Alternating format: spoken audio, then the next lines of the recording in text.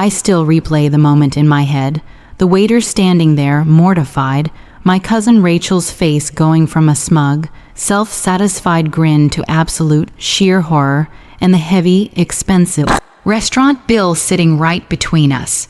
A piece of paper that represented years of unspoken resentment finally boiling over. I was sitting at a massive, beautifully set mahogany table, surrounded by my entire extended family, the kind of family gathering that only happens when someone important is celebrating a milestone. In this case, it was my grandparents' 60th wedding anniversary, a huge black-tie affair held at the city's most exclusive venue. It was supposed to be a joyous, heartwarming occasion, but it became the setting for the most dramatic confrontation of my adult life. Just as I was raising my water glass for the toast, Rachel, who had spent the last hour subtly trying to minimize me, leaned over and whispered, loud enough for half the table to hear, "My gosh. Emily, this table is for asterisk family asterisk. Go find a spot outside." She then let out a sharp, dismissive laugh, and her husband, Dave, chuckled right along with her. The silence that followed was deafening, the kind of silence where everyone stops chewing. Before I could even formulate a response, the restaurant manager, clearly recognizing the tension, rushed over with the final check. He placed the leather folder right in front of me. I opened it. $2,200. I looked at Rachel, who was still smirking. I took a slow sip of my coffee, a strange calm washing over me. Then I closed the folder, pushed it across the pristine tablecloth right back into her lap, and just said, "No, sweetie, you got this. You just told everyone I'm not family." Was I wrong to hold her accountable for her cruelty in the most financially painful way possible? Tell me, would you have done the exact same thing in my position? The whole ordeal started subtly, years ago, but the seeds were sown the day I was orphaned. When I was just 10 years old, my parents died tragically in a car accident. My mother was the younger sister of my Aunt Carol, Rachel's mother. The immediate family was scattered. My father's side lived overseas, and my mom was essentially estranged from her other siblings. That left my aunt and uncle, Carol and Richard, to take me in. They were decent people, but they were already struggling financially and raising two daughters, Rachel, who was 12, and Chloe, who was 8. I remember the transition vividly. My parents had left a modest life insurance policy, enough to cover my needs for school and essentials for a few years, but not a fortune.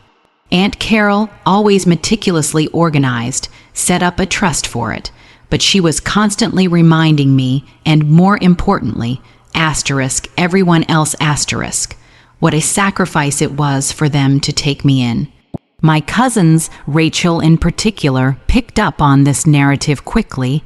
While Chloe was kind and treated me like a sister, Rachel saw me as a burden, a charity case that took up space and attention, even though my trust fund technically paid for my own upkeep. Rachel always had to be the best, the prettiest, and the most financially successful, or at least, the one who appeared to be. As we grew up, she would subtly exclude me. She'd invite friends over, and then loudly whisper about a sleepover they were having that I wasn't invited to. She'd get a new designer handbag and make a point of saying, "It's a shame your budget doesn't allow for this, Emily, but maybe Aunt Carol can get you a knockoff." It was always insidious, masked by a tone of mock, pity, or a joke. My aunt and uncle rarely intervened, believing it was just sibling rivalry, but it wasn't. It was calculated emotional warfare. The worst was when she would call me the stray or the guest, never truly acknowledging me as part of the family unit. When I finally turned 18 and moved out for university, using the rest of my parents' money to finance my education and a small apartment, I breathed a sigh of relief. I worked incredibly hard, put myself through school, and eventually started my own successful small business, a graphic design studio, that has done very well over the last decade. I am now quite comfortable, financially secure, and finally happy. Rachel, on the other hand, had a different path. She married Dave, a nice guy from a wealthy background, and they lived a very extravagant, influencer lifestyle, constant trips, high-end cars, and expensive dinners. The problem was, Dave's family money was a lot tighter than they let on, and Rachel's taste was far too expensive for their actual income. They were always overextending themselves, running up massive credit card debts, and trying to keep up appearances. They needed to project this image of success, and anyone who might dim their shine, or worse, expose their financial vulnerability, was a target. That target for the past 20 years has consistently been me. This anniversary dinner was the first time in years the entire extended family had been in the same room. My grandparents, bless their hearts, insisted I be there. I dressed carefully, feeling confident and proud of the life I'd built entirely on my own. I even brought them a very thoughtful and expensive gift. Rachel, of course, was dripping in diamonds and a designer dress that was probably more than my monthly rent, and she immediately went on the offensive. The moment I arrived, she pointedly asked, "Oh, you found a babysitter, Emily, or are you still just dragging your laptop everywhere and working?" I don't have kids and I wasn't working. It was a nasty jab at the fact that I run my own business and that I'm not married, implying I'm a lonely workaholic. I just smiled sweetly and said, "No, Rachel, I just took the evening off. My business is quite established now. You know, it practically runs itself." Her smile faltered for a second. Then came the seating arrangement. My grandmother had explicitly placed me at the main family table right near the head between my Uncle Richard and her sister, my great Aunt Susan. Rachel was seated directly across from me. She spent the entire appetizer course making passive-aggressive comments about my outfit. It was a chic custom dress, but she kept calling it modest, and making pointed, loud comments about how it's just so nice to be able to afford the real luxury, not the knock-off stuff. I ignored her, chatting warmly with my great aunt, who has always been kind to me. Rachel's bitterness seemed to escalate as the night went on, and more family members made a point of congratulating me on the success of my company. She couldn't stand the idea that the Stray had thrived without their help. When the main course arrived, an exquisite filet mignon that I knew cost a small fortune, Rachel made her final, most public move. She raised her voice, intending to be overheard by everyone, and delivered that cruel line, "My gosh, Emily, this table is for family. Go find a spot outside." The silence that followed felt like a physical weight pressing down on the whole room. My Uncle Richard looked stunned, my Aunt Carol looked mortified, and my grandmother looked like she might burst into tears. And Rachel just sat there, basking in the shockwave she had created, her face the picture of self-righteous entitlement. So that's the situation I was in. Years of snide comments, years of being made to feel like an unwelcome guest in my own family, culminating in this incredibly cruel public dismissal on my grandparents' anniversary. I had a choice to make. I could swallow it, pretend I didn't hear her, and let her get away with making me feel small one more time. Or I could finally, publicly, stand up for myself in a way that would hit her where it hurt the most, her pride and her pocketbook. Before I tell you what happened next, I want you to pause and comment below what you would have done in my shoes. Would you have let it go for the sake of the celebration, or would you have chosen that moment for justice?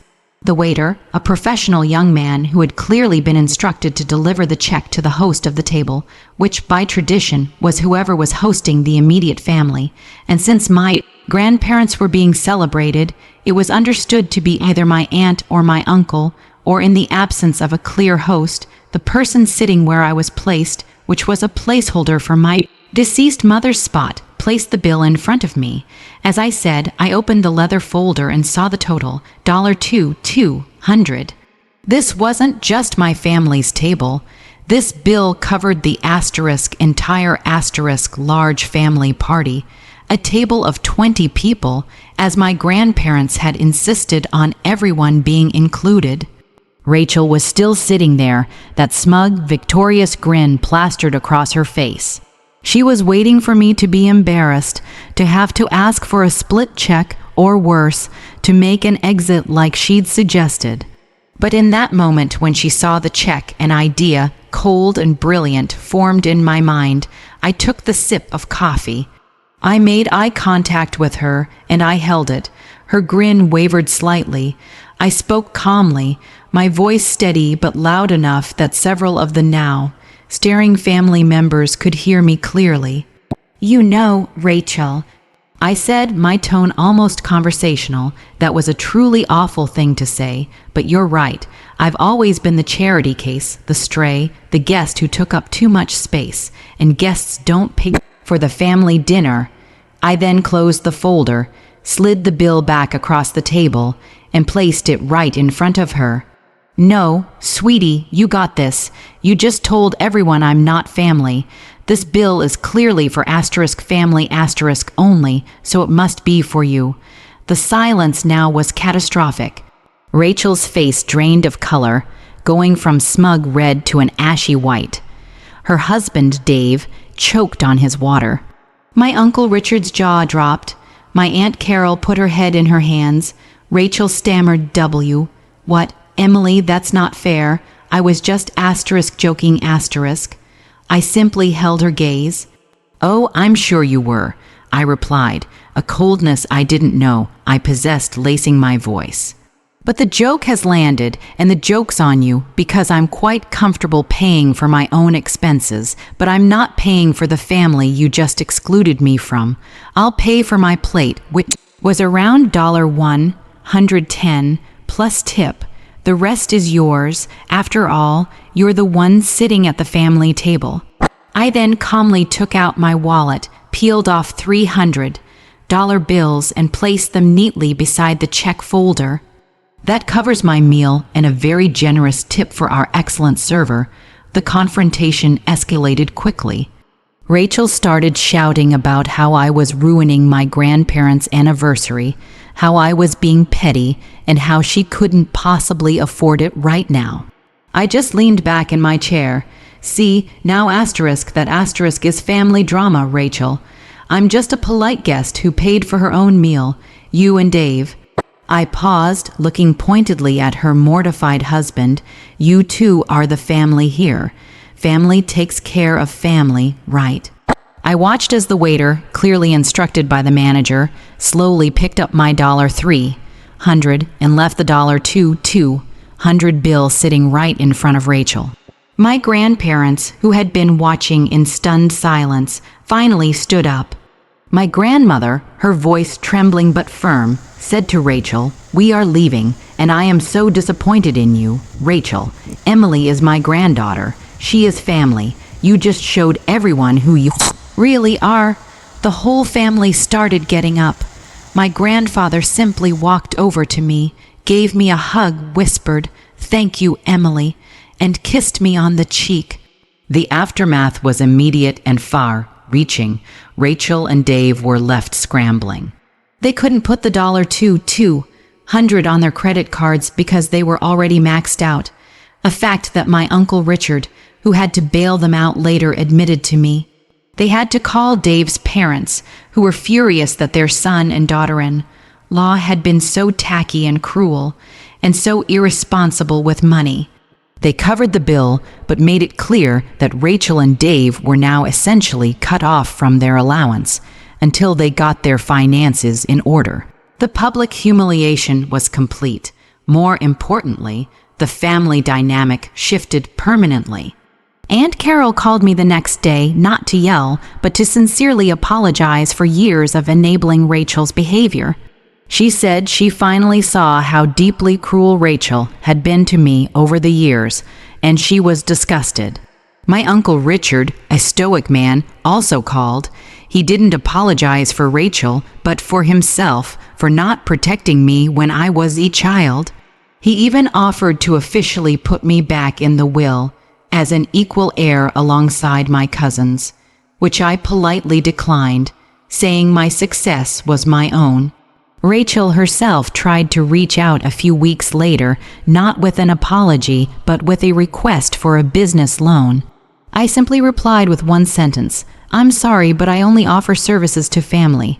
And as you've pointed out, I am not family. We haven't spoken since, and the family gatherings are much smaller without her and Dave, who have been shunned by most of the extended family for their cruelty. My grandmother, especially, is cold to her, and the absence of their invitation to Thanksgiving this year speaks volumes. My relationship with Aunt Carol, Uncle Richard, and especially Chloe, has become much closer and more genuine. The $200 bill, which was intended to crush Rachel's pretense of wealth, ended up being the unexpected catalyst for my own freedom and for the honest, loving relationships I always deserved. In the end, I had to choose between being the good little niece who quietly suffered another insult and being the woman who finally stood up for herself. I chose the latter, and I don't regret it for a second. That piece of paper didn't just represent a meal, it represented 20 years of emotional debt. And I decided the people who created the debt had to be the ones to pay for it. The truth is, sometimes the most dramatic revenge is simply allowing a cruel person to face the full financial weight of their own words and actions. I walked away from that dinner with my dignity intact and finally, truly feeling like I belonged, even if it was just to myself. Like this video if you were on my side and think Rachel got exactly what she deserved. Subscribe for more stories like this, where the petty gets real and the good guys win. And please, share your final thoughts on this whole mess in the comments section. Did I handle this perfectly, or was I too harsh? I'll see you all in the next story.